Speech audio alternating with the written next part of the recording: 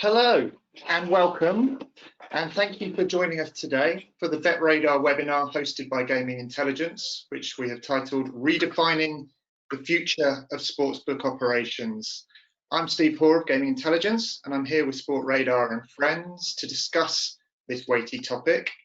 We have 4 excellent panelists with us today. If you could all just wave when I introduce you, that would be lovely. So we have Nick Soy, who is the MTS Business Development Manager at Sportradar. Hi, Nick. We have Stefanos Karakidis, his colleague at Sportradar, who is the Senior Manager of ITS. Hi, Steph. We have 2 clients for Sportradar here too. We have Chris Nikolopoulos, the Chief Commercial Officer at BetBee. Hi, Chris. And Mirza Chapra, the Head of Sportsbook at Balkanbet. Hi, Mirza. So this is a very timely webinar. We have been through a fairly tumultuous 6 months, living through the global pandemic, which has touched the industry in all sorts of ways that we didn't think would be possible, from all sports disappearing to a number of new sports appearing, table tennis and the like, and the rise of virtual sports and esports that many of us hadn't really used much before. But now we want to know what happens next. So the panel will help us with this. First off, though, let's speak to Nick. Nick, can you just give us a quick introduction to Sportradar? Sure, Steve, and thanks for the introduction, and obviously welcome to everybody to the webinar. So some background on Sportradar. It's a market-leading provider of data across a multitude of sports. We also deliver content solutions, streaming, virtuals, programmatic ads, rights ownership of sports, integrity monitoring, bet entertainment tools, and of course the vertical which I represent, which is managed trading services, or MTS as we refer to it. Sportradar as a business emerged in 2001. It was founded by our CEO, Carsten Cole. While the company secured new investment in 2019, Carsten still remains the majority shareholder of the business. We're extremely active in rights ownership from both a data and a betting perspective, with key partnerships in leagues and competitions such as the NFL, NBA, MLB, and the US sports. And then we also have tennis, for example, with the ITF, just to name but a few.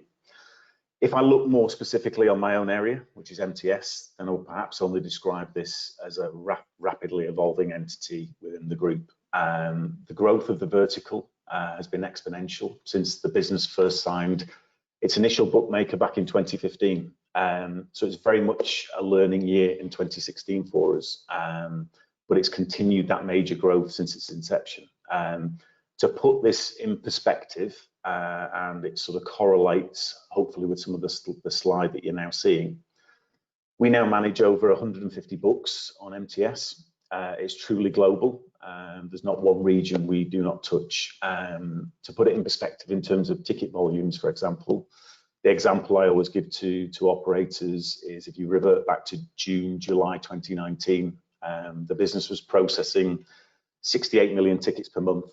By October that same year, the figure had increased to a staggering 138 million tickets. So it gives you an idea in terms of the growth pattern, and that same trajectory sort of continues to this day. We process over 1.5 million betting selections per month, and we're platform agnostic. So basically what that means is we're integrated with more than 50 platform providers. But as many of you will have seen, back in December, Sportradar acquired the Optima platform. So what that has effectively done, it now gives us the ability to deliver a full turnkey, what we refer to as a full turnkey risk management solution from Sportradar, everything under one roof, market leading risk management, content rich data, and a leading edge platform infrastructure. So whether it's our own turnkey solution or through an alternative platform, the point I'm making is that obviously we present operators with choice and flexibility. We have an extensive roadmap. We like to share the roadmap with our operators and vice versa. So we've got a number of new developments and features in the pipeline: custom bet, trading third-party content, liability-driven odds, and surplus trading, to name but a few. I would say it's a truly comprehensive offering to the industry. and it's pioneering in terms of what we aim to deliver in order to be a market leader within this space. Great, thanks, Nick. So to bring us up to date, the last 6 months has been, well, challenging, certainly, for the industry. Tell us from your perspective, Nick, how have operators been impacted by COVID-19 and the pandemic? Yeah, I mean, certainly, where do you begin? I think the only way that I would describe the last 6 to 7 months would be unprecedented. From our experience, from our perspective, it was a case of building upon our extensive experience as a company and embracing this situation proactively and intelligently. So I think, Steve, you probably got to take it from 2 angles. Obviously, not only just the challenges that were faced by the bookmaker, but also that from our side as a supplier. Firstly, did any of us actually consider what was around the corner in terms of a global pandemic? I think the industry was presented with a huge question mark. There was certainly no instruction manual, and the betting industry, like so many others, had to immediately readjust. And when I say adjust, I mean very, very quickly. So it was a case of survive or die. And unfortunately, I've been in some extremely difficult and tough conversations over recent weeks and months with some sportsbook operators. Despite the effort and the assistance we tried to give, they've unfortunately thrown in the towel. But I'd say for others, in the face of adversity, opportunities do emerge and present themselves in these situations. And that was very much how Sportradar approached the pandemic crisis. I mean, don't get me wrong, COVID-19 was certainly a stress test for our business. It revealed weaknesses that were perhaps not evident and transparent under normal market conditions, but the entire organization worked collectively as a team to deliver solutions to bookmakers that were facing a very significant dilemma. Yes, there were hard sacrifices, but we were working towards one common goal, I would say, and that was obviously ensuring the survival of the business, protection of jobs, maintaining our position in the marketplace, but importantly, emerging as a much stronger entity. And I would say that's very much the case. If I look and reflect on the position now, be that from a revenue or financial perspective, but more importantly, I think it's what we delivered to the market in a very short space of time, efficiently and effectively, in comparison to what our competitors did. So it was a big achievement how we responded to the market, and obviously the challenge that COVID presented. But what were the challenges? So if you sort of consider Sportradar as a business is driven by live sport. So overnight, that essential lifeblood of sporting events simply evaporates and disappears. So soccer events globally, they blew the full-time whistle. Our premium US sports turned off the lights, tennis was gone, so everything went. It was a major concern, and we had to replace that. And the main priority, I'd say, was supporting and assisting bookmakers to ensure that they could deliver to their end users. And that meant the key thing was finding alternative betting content. So operators immediately had to look inwardly at themselves, evaluate their operations. They had to start rethinking their traditional business models and realizing the importance of delivering a much broader, wider portfolio of content and plugging the revenue hole that now appeared. So it was the alternative betting products that delivered the crucial revenue streams during the peak of the crisis, and it presented operators with a survival lifeline. It was content that Sportradar sourced and also created quickly, and we delivered it to the customers. So as you mentioned, esports, simulated reality, all previously considered ancillary offerings to the market, on top of the live sports, now became the priority, and they replaced the live sports. This in turn presented its own unique challenges for us, so that our trading team had to look at new methods of risk profiling. There was some anomalies and unknowns in there. We also had to look at consumption rates. So the way the operators actually consumed events was, there was a far quicker churn and a much more significant turnaround in terms of what the number of events that they were consuming. I think an example is, a 90-minute live soccer game equated to 10 to 12 esports events. So operators had to address the fact that they were faced also with overcapacity. high fixed costs, and the situation came in waves and phases. So the first phase, obviously, it was embracing that alternative content while scaling your operation accordingly to meet the market conditions. The second wave, I would say, involved, obviously, we then started to see the return of some of the live sports, July and August. And, there is a bit of a myth here as well about, sport is fully back. It's not. I mean, we're probably operating on about 40% of the live sport now to what we were pre-COVID. So there's still a lot more to come back. But obviously, you bring in those live sports that started to return, combine that with obviously the other content that we provided, and you had an issue of rescheduling in a very short space of time. Combine that with the emergency content, then obviously we had sort of congestion. So the conclusion here is that sportsbook providers had to find the equilibrium for the correct balance between internal and outsourced capabilities. I would certainly say that sportsbook trading remains one of the core competencies for bookmakers. They can be very protective of their models and their methods of risk management, so you can understand their reluctance to change during this point. But I think what we've seen, specifically in MTS, and particularly through the solution that we refer to as ITS, which is the integrated trading solution, is that operators are now looking to what we have available and what we can deliver to the market, and certainly support them in situations like this. So now I think operators have to apply flexibility towards, they've got to control their costs, they've got to differentiate their offering, and be robust towards a future which can be uncertain, as we've seen, and whereby they seek the highest level of corporate resilience and continuity, whilst accelerating their market growth, and obviously leveraging as well on their own human and technological assets. And this is where, combining that with the integrated trading solution, it brings in all of these elements, an affordable solution that supports operators so it doesn't impact on their business during situations like this. Thanks, Nick. It's interesting. Your point also on that we're only up to 40% of capacity. It's quite easy to forget that when it just seems, oh, the football's back, and yeah.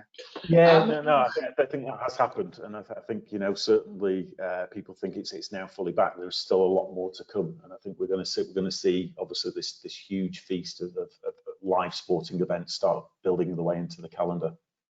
Yeah, good. One thing I forgot to mention in my intro to all attendees, if you've got any questions for the panel, we will have a Q&A at the end. There is a little section on the control panel on your right saying questions. If you have a question, then please type it in, and if it's a question for a specific panelist as well, just put in who you would like to address it to. Otherwise, I'll decide who might be best to get it addressed to. So thanks, Nick. Anyway, so Steph, you are the head of the operations of the integrated trading solutions team. Can you tell us a little bit how ITS fits into a bookmaker's operation? Yeah, sure. Hi, Steve. Hi, everybody. Just to give a bit of intro about ITS, as we refer to integrated trading solutions, that with integrated trading solutions, the bookmakers can integrate their own trading floor alongside the MTS trading operations. Hence, they benefit from all MTS features as well, while improving their overall business operations, and as well keeping control, and as well using their own trading expertise. And here it comes the operational flexibility of ITS, the flexibility that ITS provides, depending, of course, on the bookmakers' interaction. We have bookmakers who might want to work fully independently, and they just want to take complete control and use our own risk management and trading tools such as MTS Console, Control, and BetPal. On the other hand, there are operators who just want to control specific sports or tournaments or even more granular events within their own jurisdictions. And at last, we have some bookmakers who just want to have visibility without really taking control. And their bookmakers, what they can achieve through the ITS console, they can monitor all the incoming betting activity in real time through the bet ticker, and optimize the reliabilities by adjusting tournament or event ratings to increase or decrease exposure accordingly. In terms of player performance, from my point of view, customer profiling is a fundamental part of the risk management. They are able to examine player performance, they are able to see the betting data and adjust the player limits on global level, as well more granular on sport level, and as well adjust lifetime relays. In terms of reporting, we have a complete reporting interface where they may want to extract the data that is available from the MTS reporting structure. There might be as well operators who would like to have, as well as we mentioned, complete control and take over the live trading. They can even be selective or bespoke content that is not offered by Sportradar through the BetPal live trading tool. And all these manifold application possibilities are enjoyed by 100 active users so far, 40 ITS profiles involving 45 bookmakers in excess of 130 different brands worldwide. All those users are producing 25,000 login actions per month, and we have around 20,000 trading actions. Operationally wise, just to give you a bit a background, and so operationally wise, and ITS should be perceived as a fully integrated and operational ecosystem where the bookmakers can fully leverage on MTS scale and sophistication, but in the same time retaining control and visibility of their sportsbook. And we have one bet acceptance, fast and efficient ticket handling, using the MTS features such as bet reoffer, repeat bet, and cash out, to mention a few. Operators can take control whenever desired. For whatever reason, they can return any tournament or event back to MTS mode. They can monitor in real time all the actions that our risk managers take live, and they are able to interact with them directly. We have an improved player profiling, which is leveraging from MTS database using artificial intelligence and machine learning models. And in reality, the bookmaker can benefit from our trading tools, and they are able to configure all the trading aspects to their needs. Just to mention that also all the operators and MTS enjoys the full FDS protection, and just to highlight the key role of the integrity department of Sportradar that plays within our risk management, where we have a list of real players and football teams who have been involved in integrity concerns in the past, and this list is incorporated within our ITS console.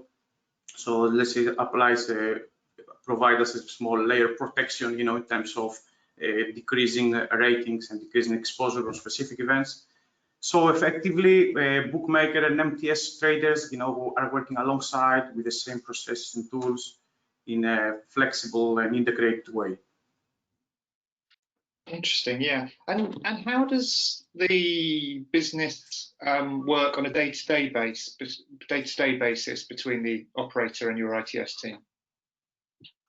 Yeah, as I was alluded to earlier, with integrated trading solutions, the operators and the MTS work side by side. So be it through our ITS manager or operational account managers. So we have a dedicated account management team, which consists of industry professionals with a bookmaking background.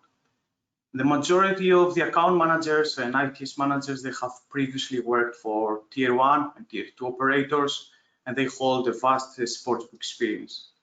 They have exposure working in a global environment, within the international markets, so they have a strong understanding of their regions.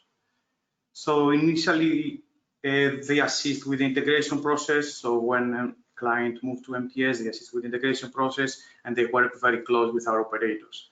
They provide ongoing training and support once the client launches on MTS.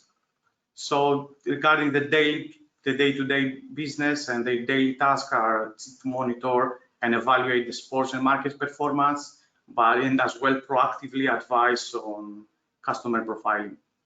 Moreover, and something that's very important from my side to show the diversity of their role, is that they proactively delivering a regular analysis of the competitor's activity, not only in terms of content, but as well in terms of product development and promotions.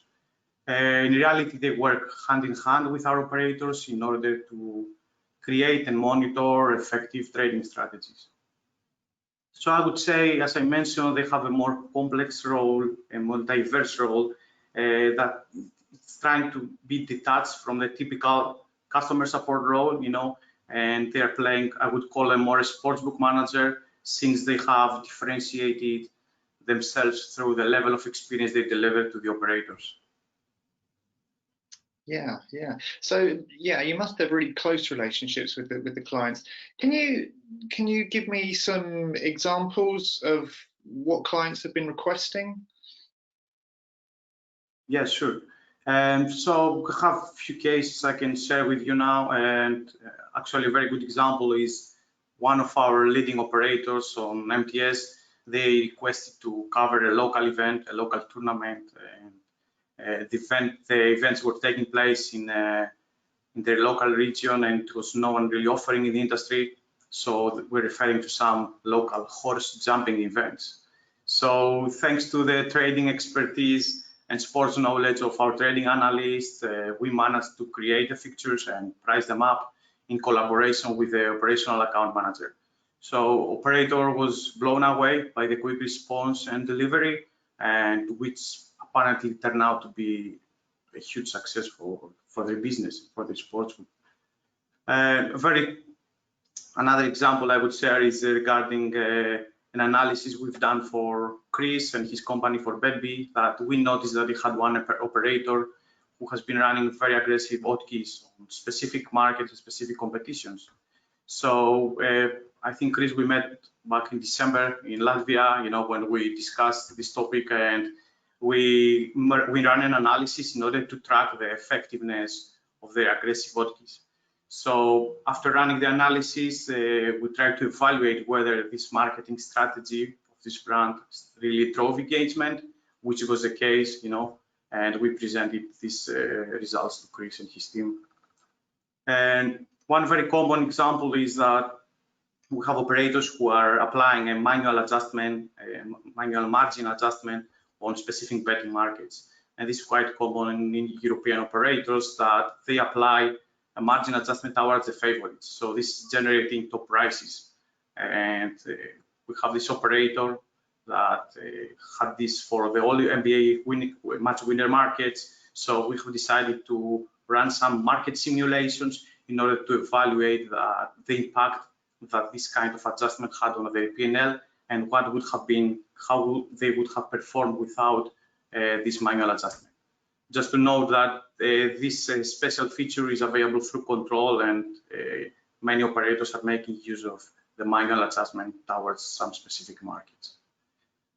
And at last, just to mention an example about the audiovisual, one analysis we provided in collaboration with the AV department of Sportradar. So as you know, AV department is one of the key verticals of Sportradar, and we made an analysis to deliver to one of the key ITS operators in order to split the comparison between markets and events and see how they're performing in order to evaluate the importance that this vertical has to their business.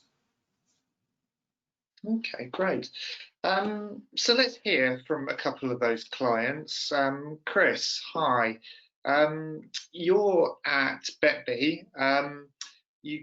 Perhaps you can give me a little introduction just to give a bit of background on BetB for our listeners who don't know the company.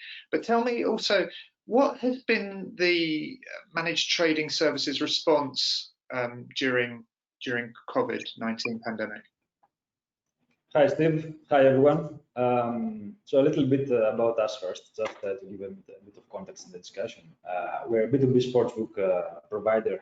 We started our operations approximately 2 years ago, and since day one, we are working very, very close with our partners for Betradar, MTS and ITS. Both are part of our package. So obviously, we have very good knowledge about those products and services that the guys were mentioning before. BetB itself is a sports provider. Everything has been developed in-house.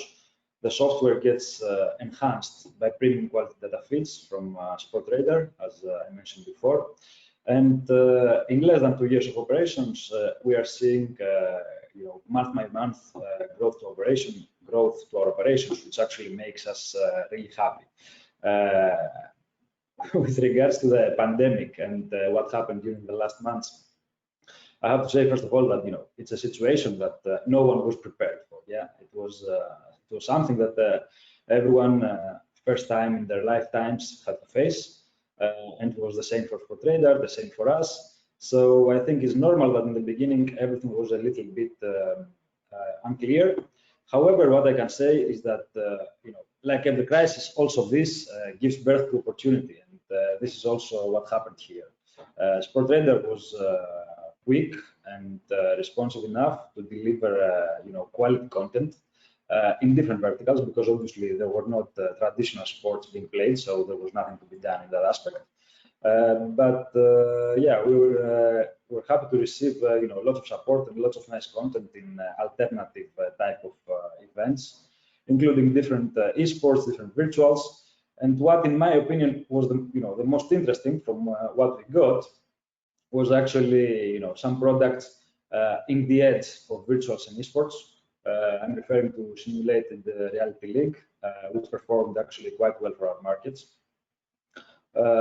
In general, from all this pandemic, we realized that we have a good partner that we can rely on, and because nobody knows when the second wave is going to come, we know that now we are prepared much better than the first time. Let's hope so. Mirza, hi. Again, if you can give us a quick intro to Balkanbet before answering the question, but how has your operation benefited from the integrated trading solution, Sportradar? Hi, Steve. Hi, everyone. Well, my name is Mirza Chapra, and I'm the head of sportsbook in Balkanbet. My company Balkanbet exists for over 2 decades now as one of the leading operators in our market. Our head office is located in Belgrade, Serbia. The company has an online operation and over 130 luxury equipped shops, all having betting and casino areas and bars all over the country. So over the years, we went through several phases. Of course, this was one of the first companies in Serbia offering live betting with full in-house production, manual trading, and bet acceptance. At the time, the matches offered were only the one broadcasted by our TV channels. And of course, with the rise of the market, it became impossible to work it that way, so we switched to MTS. The product was, of course, incomparable with the old way regarding the offer and everything, but we had highly educated people that were trading manually for years. So part of the team was kept for monitoring MTS. The knowledge that the team had, of course, was recognized by our MTS colleagues, and we developed a relationship that was good since the beginning and is still now, exchanging information about the matches, setting up limits by them on our request, adjusting board accounts and tournaments, etc. This kind of operation live was actually really good. Needless to say how high the P&L figures went up. At this time, as much as the communication was good, we had to send everything. We had to send everything by email, by messages, by Skype, or whatever, every question, every demand we had. And during the pandemic, we finally started studying and soon to be using the ITS. I must admit, it wasn't that hard because we perfectly knew how the system works. We just got the system in our own hands. So first, the most obvious benefit was that we became twice as productive. We saved so much time. We got full view of a reporting tool that was by far one of the best I have seen, setting up limits for specific matches on less quality leagues where there is 1 or 2 good teams and others are poor, etc. So you can't make the same limits for a tournament. We became faster, the profit margins got better. Simply more people were looking. We have Steph's team, we have our team, and minimum of a chance that something passes unspotted. We have risk changes in real time, reactions in a few seconds when we see a rejection that we don't like, or in the opposite way. So since we started using ITS, we simply earned more through better margins, and it's getting better and better every month. Thanks, Mirza. Just a reminder to the attendees that you can send in any questions to the panel in the control panel on the right, just under questions. Fire them in and we'll try and handle those later. Chris, back to you. You switched to MTS. Somebody's got their thing not muted. Could you just, is that Mirza? Can you just mute your Thank you. So just, Chris, where were we? Sorry, yes, MTS ITS, you switched just fairly recently, 2019. Can you tell me how the business has taken off since then? Yes, you know, obviously the reason that we decided to start directly, we didn't have any other provider previously. The reason that we decided to start directly with ITS and NTS was basically very, very simple. We are talking for a product which is state of the art. Personally, I've been in this business for quite some time, and it's one of the best tools that I've ever seen. When we are talking for pure trading, pure risk management capabilities, we are talking for state-of-the-art products. But more than that is what we get from ITS, and what makes us you know, happy about this partnership is actually all this operational flexibility and the speed in decision making that we can take from our collaboration with Sportradar. For a company like us, we really like to focus on what we are doing more. And even if, you know, all of us here, we're under the same industry umbrella, if you want, we are all working in sports betting. Our business compared to Betradar's business is a little bit different. We are providing software, they are providing data.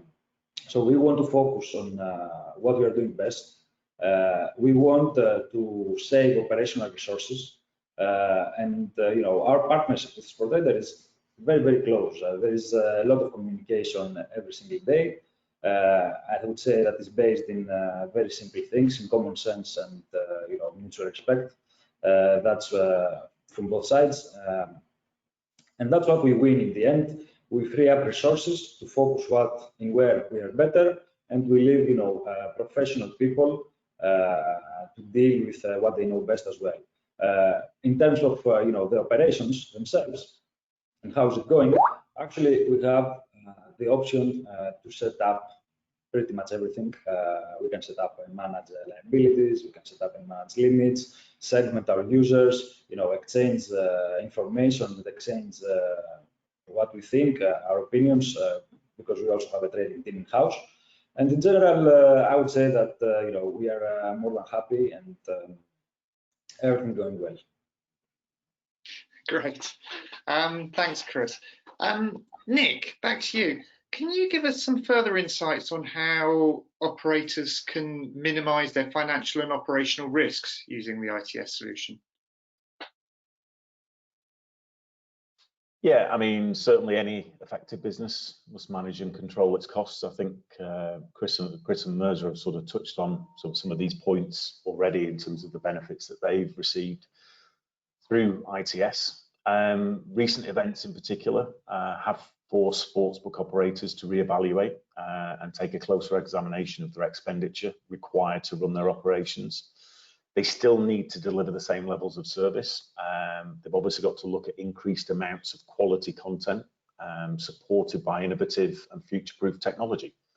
That's needed to obviously maintain that competitive advantage and stay ahead of the game. But in all of that, they've obviously got to still control costs and control spend. I think the flexibility that MTS offers through the integrated trading model delivers a solution that allows operators to grow their business using innovative services and products that are commercially viable and financially affordable. I mean, Chris made the point before, you know, it allows the freeing up of resources. So operators can actually utilize those resources elsewhere. What they benefit from, and Steph touched on this point, you know, is trading teams working alongside, you know, so they benefit from our global trading team. They have access to leading edge trading tools, you know, BetPal and Control, the trading console. They utilize the best artificial intelligence, mathematical algorithms and machine learning, and it's affordable against their existing fixed cost structure. And I think that's where operators are probably going to change even more so now after the COVID situation, because it enables them now through ITS to deliver a more expansive and advanced offering to the market. So it's got flexibility. It allows them to scale up or down depending on how the current market conditions are, and how the market dictates at that time, and how the operator deems it appropriate. So I think operators are going to look more at large fixed cost structures, and they're going to review them. And I think what MTS and the ITS solution does is allow them to sort of look at that cost structure more effectively. Yeah, thanks, Nick. Sorry, Steve, if I may add something, please. Actually, what I would like to emphasize a little bit, and I forgot to mention, is pretty important. We are a B2B business, yes, which means that we deliver our services and our software to other businesses, not to end users directly. Even if we're a B2B, the services that we receive from Betradar, is very important to mention that we can actually customize those services and this offering to each and every operator. So it's not one package for everyone, that doesn't get customized further. We are having this relationship, and we are managing to customize our offering for every single operator that is using our services, and obviously Sportradar services as well. So I think it's good to mention this. Yeah, thanks very much, Chris. Mirza, can you tell us a bit about the support provided by the MTS ITS teams? You need to unmute yourself, Mirza. Sorry again. But it wasn't me the last time. Okay, as I mentioned, my team is well educated and speaks the same bookmaker's language like our colleagues from MTS, our RTS manager staff, and our OAM manager markets. It's very easy to work with people who have the experience in trading and risk. It's really important. When an issue occurs, we spot it, we send it to them. No explaining is actually needed. They just react immediately. We developed a relationship with mutual respect. And when you have that and you have the knowledge, more and more things become easy. Every new product or a feature is well presented by them and analyzed together with us. If somebody had told me that we would learn BetPal in a few Skype calls with Steph, I would not believe that, but it happened. We actually went for training to BetPal to trade it ourselves if a match is missing for whatever reason possible. And there could be some crazy reasons. Trust me, you never know. Will a scout get stuck in the snow, for example, or something, so wouldn't have the match in live? That really happened once. It happened really here in Belgrade, and Partizan and Red Star were playing basketball.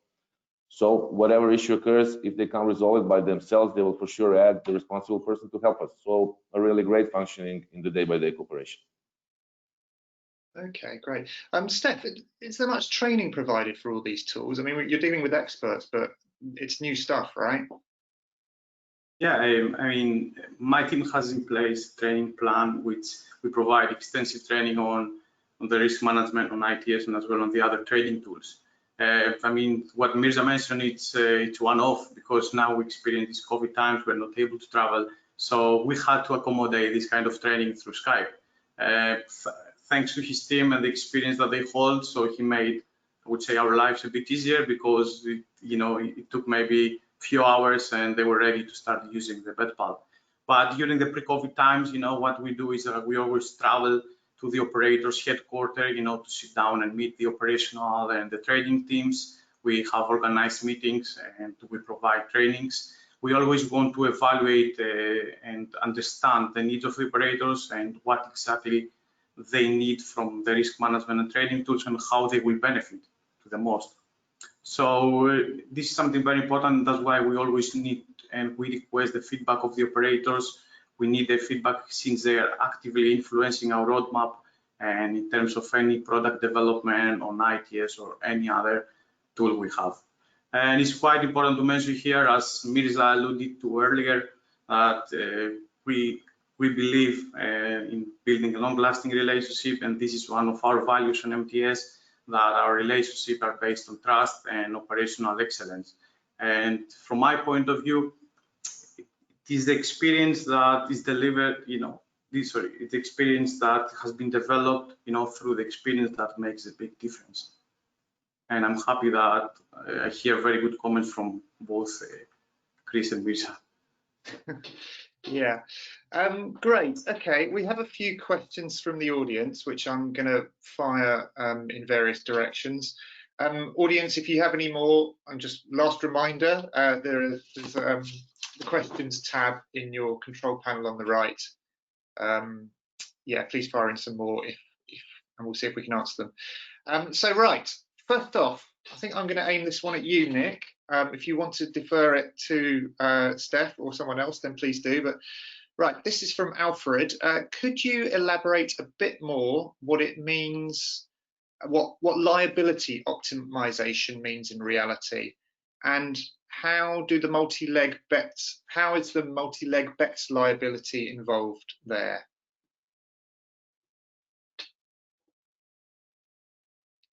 Nick, sorry, unmute yourself.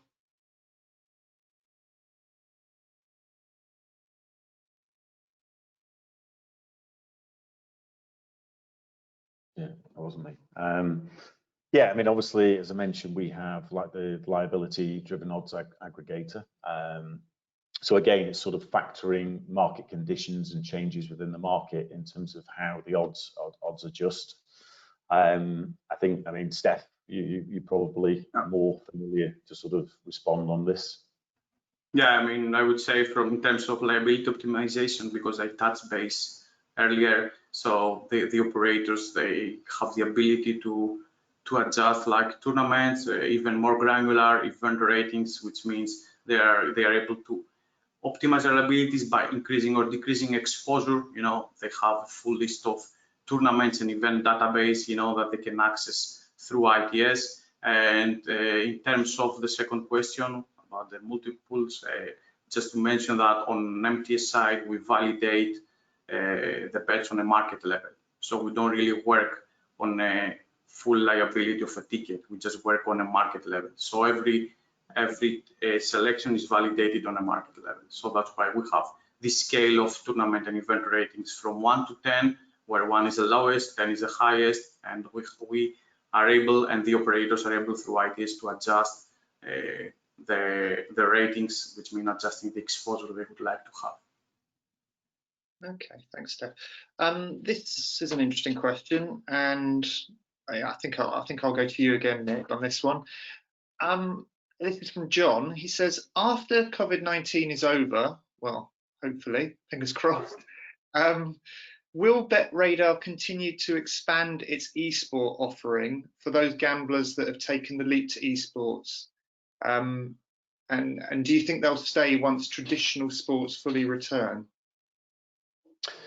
I think the interesting thing about this, and I've sort of seen some of the numbers, is that the situation, I think I alluded to it before, you know, punters want to take a bet, you know, and I think we found obviously everybody was then working from home, and, you know, so there was a big push towards the online and mobile, obviously, but they still want to find a source to place a bet.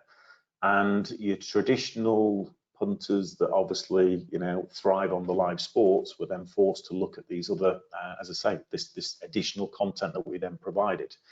And was it just during that peak crisis time when there was no live sports available?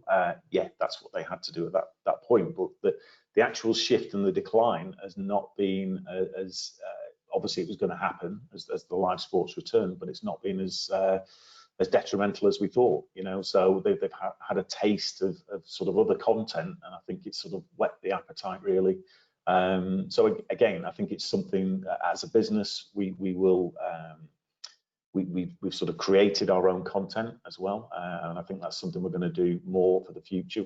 As Chris alluded to, we don't know about other waves and how the situation will change going forward, but I think, you know, the simulated reality, the esports are now significantly more prevalent, and as I say, it's opened it up to a wider audience who may not have traditionally touched it. So I think it's been a positive on that front. And on esports specifically, do you think that's you're quite likely to grow your esports portfolio? I think, yeah. I mean, I think it's certainly something now. I mean, working with other suppliers within the industry, I think we've learned a lot about esports over the last few months, as have the end users. So it's obviously something. And again, we don't know where we're going to be in a situation whereby, you know, live sports may be reduced again. I mean, that's the unknown. It's a question that everybody asks, but I don't think there's any firm answer. So I think that sort of content now, we have to sort of build that, because we've shown it's content that's needed in situations like this when obviously the live sporting events dry up. Thanks. Mirza, you had an interesting point the other day when we were talking about table tennis, which you hadn't previously offered, but has continued to do well despite the return of other sports, you were saying. Yes, I believe Chris wanted to say also something about that, but I will go quickly now. Yeah, we had table tennis offered, of course, earlier, but it wasn't that much of a stake after the crisis started and the pandemic. Of course, many of the stakes went out to table tennis, and we had like 20 times the average value monthly on table tennis, 20 times rising. And afterwards, we started using the stream, and we went like 30. After that, when the soccer came back, when the NBA came back, it went down a little bit, but it's still 20 times the stakes are higher than before the pandemic. So actually, it remained. It still has its stakes, it still has its punters, and it's here, and it's earning money. That's incredible. Chris, did you have something to add to that? Yes, actually, it's very similar to what Mirza said. It's a bit related to the previous topic with esports. I just want to say that, for the last 10 years or so, I think everyone in the industry is listening about esports and how big esports going to be. And the truth is that all over the world, we're seeing huge number of fans following esports. But if we look at the revenue side of the things, it's a little bit different, and the numbers are not there quite yet. But during the last months, obviously, esports got a big hit, and what looks like a bit different at the moment is that actually it looks like a part of the audience was educated more with regards to esports. And the numbers are still up there. They're not as big as 2-3 months ago, but nothing like what they were 1 year ago or 6 months ago.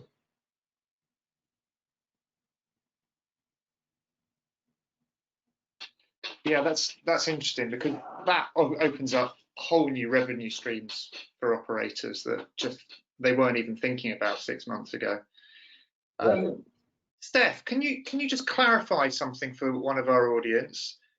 When you talk about liability optimization, do you mean optimal bet limits and things like that? Can you unmute? Yeah, now it works. I think you have me mute. Yeah. Can you repeat the question about liability optimizations? Yeah. So when you were talking about liability optimization, do you mean optimal bet limits? Yeah. So as I was alluded to earlier, we're referring to market limits. So in reality, if there is a multiple bet, there are like 3 or 4 selections. So we take and we validate the bets on a market level. So if there is a single bet, the idea then is consider like optimal bet limit, because it's a single bet, so there is one liability on one selection. Hope that helps. I mean, we can take it offline. You can, bring me in touch with a guy who's questioning, and we can have a session of MTS and ITS in more details. Yeah. Okay, thanks.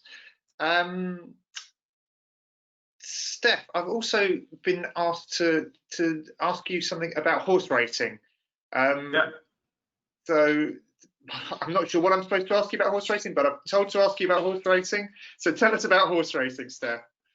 Yeah, actually, it's a massive product, especially in UK. We know, unfortunately, Sportradar doesn't cover it at the moment.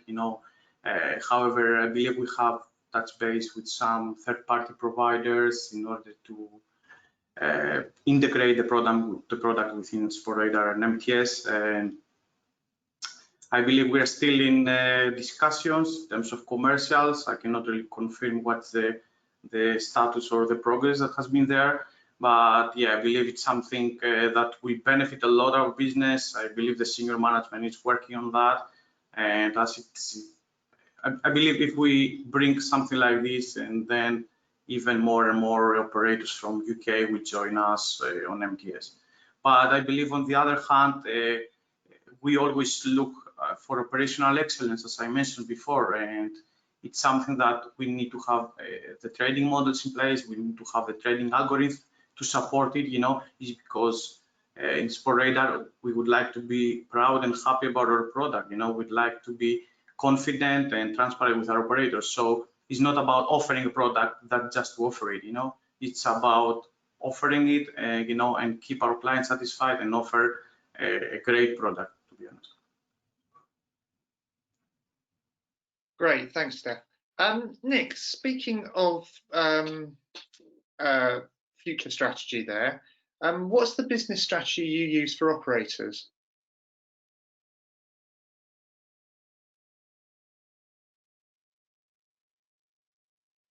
you hear me now? Yeah.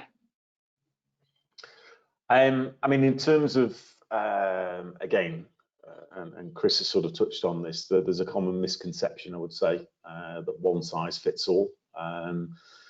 But of the 150 sports books we service, it's, you know, that belief that it's an off-the-shelf service and we just do the same, it could not be further from the truth. And Chris touched on this point earlier. Every solution and strategy that we deliver for each and every operator is bespoke. So it's tailored towards their own individual trading and risk management requirements. So be it through our sales organization, the business development team, the operational account managers, the support service that we have, it's important. So we understand the sportsbook operators, what their needs and requirements are. And you know, both Chris and Mirza have mentioned that it's a partnership, and you know, that's the way we sort of view these relationships, understanding what the operators' needs and requirements are. And so, you know, and sharing knowledge. So through market knowledge, you know, understanding what the legislation and the requirements are for maybe the specific territories that they operate, understanding the operator's overall business model, what their trading requirements and their trading strategy is, you know, in terms of how aggressive they want to be in the market. Again, that's where our operational account management team come in. And these are the fundamentals that we apply in any sort of project that we work with an operator, and to ensure that we deliver a robust solution and with longevity. I mean, a lot of the, as I say, the partnerships that we have with operators, that's what they are. They're partnerships, and we look at this from very much from a long-term perspective to work with them, obviously understanding what the patterns and behaviours are within the sports book, and obviously delivering a service that they value from a reliable partner. And I think, you know, Stephen and Mirza and Chris have sort of touched on that with some very complimentary comments about how MTS and ITS works. Yeah, thanks, Nick. Another one for you, Steph. Can you tell me what you think is the single biggest operational challenge that MTS has had to cope with during the pandemic? Yeah, quite a good question, I would say. During the first weeks of the pandemic, I believe we've seen a dramatic increase in turnover, which I believe was expected due to the decrease and the lack of big sporting events, right? So it was a huge decrease on the sports betting content, as the other guys touched base earlier on. So I believe based on this, we had a very quick reaction as Sportradar, as MTS, and we tried to embrace innovation by offering alternative content, such as simulated reality leads, which is a product that no one was offering in the industry. Still no one is offering. So it was something unique. But as well, we tried to extend our coverage and our offer on esports and table tennis, as Mirza was alluded to earlier. So I believe the main challenge we faced was related to some low-level events that, with some integrity concerns, which were involving some really risky betting profiles associated with some events, I would say. So that was operationally and from trading perspective, the main challenge we faced. On the top of this, we start working even more close with our operators, you know, in order to educate them on this unique betting content offer, and as well to focus even more on their requirements. On the other hand, I would say that there is also something positive that came out from this pandemic, that in terms of development, we really focus and we start developing and delivering more and more features, betting features and functionalities on the integrated trading solutions in order to enable our clients to work even more flexibly and efficient at the same time. Okay, great. Well, we're coming close to the end now. If you have any more questions that you want answered, now is the time to get them in quickly. But I've got one more here for Nick. Nick, can you just tell me what you think are the main opportunities for Betradar and MTS in different markets around the world? Yeah, I think, I mean, you know, in terms of the global betting industry, it continues to evolve at a very rapid pace. Obviously, we've got the COVID situation that we're all dealing with, but betting is back. Individuals want to take a punt on sporting events, and that's the situation around the globe. So I think for us, we're continually monitoring where the next opportunity is going to be. We look and we keep abreast of market changes, so be that legislation, deregulation. I see there's a number of opportunities at present. Asia and the Indian subcontinent has to be a focus for operators. I mean, certainly from my experience in terms of what I'm dealing with currently, a lot of operators are looking specifically at MTS, ITS, and specifically our premium cricket product, because they realise the potential and what we can do, our experience, our trading experience, for the Indian market with cricket. So that's certainly something that is gathering pace. I'm heavily involved in the LATAM region. So, you know, again, there's emerging markets there. And I think Chris, Betby, they've sort of looked at some of these regions, and one particularly is Brazil. We don't know, obviously, when that will formally regulate and the timescales, but we're already seeing that a lot of major sportsbook brands are setting up there because they see the value of I think there's a potential audience there, you know, a population of 200 million individuals. So you've got that, and then obviously the US market. You know, it's a bit more of a slow burner than I think everybody anticipated and what the analysts predicted, but more and more states are now opening up, and that offers, again, it offers significant potential. So there are, you know, huge opportunities for operators to capitalize upon globally. Great, thanks. That then would be just about us done. So thank you very much, everybody. Thank you, Mirza and Chris, for joining us, and thanks for Steph and Nick at Sportradar. Audience, if you've got any more questions at all, you can go to the Sportradar website and get in touch with Nick and Steph directly. Otherwise, this webinar has been recorded and will be hosted on the Gaming Intelligence website.